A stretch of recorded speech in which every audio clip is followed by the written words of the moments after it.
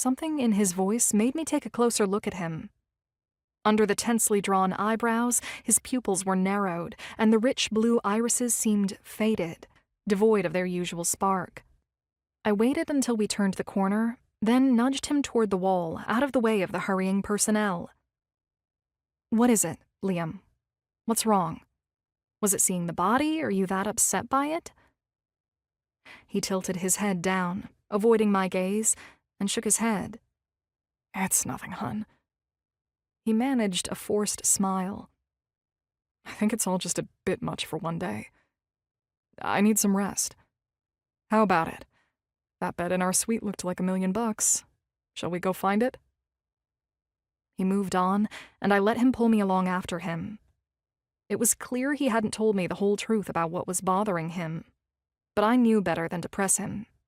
If growing up with a brother had taught me anything, it was that a guy couldn't be made to open up. He would either talk when he was ready, or not at all. As we made our way through the ship's corridors, the atmosphere around us was indeed charged with tension.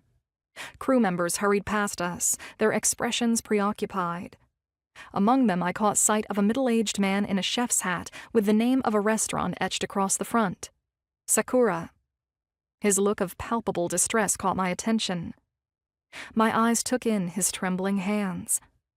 Was it sadness over losing a colleague, perhaps a friend? Or was it something else?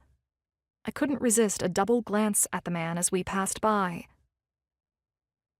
Further down the corridor, I noticed the distinguished-looking man whom I had heard talking to the victim upon our arrival. Lines of worry etched his face, and as our eyes met, he quickly looked away and hastened off, leaving me with a sense of unease. That's the guy who made a lunch reservation 3 days in advance.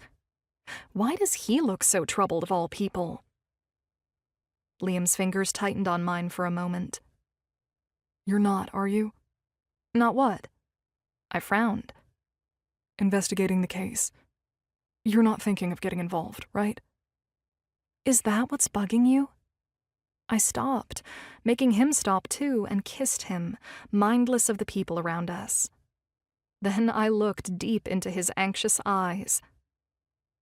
"Liam, please believe me when I tell you I have no desire to investigate anything on this trip.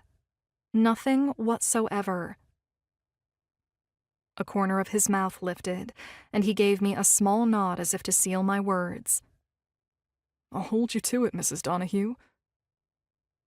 His eyes were dark now, the pupils large as he gazed at me. Once again, I melted into his embrace, forgetting all else.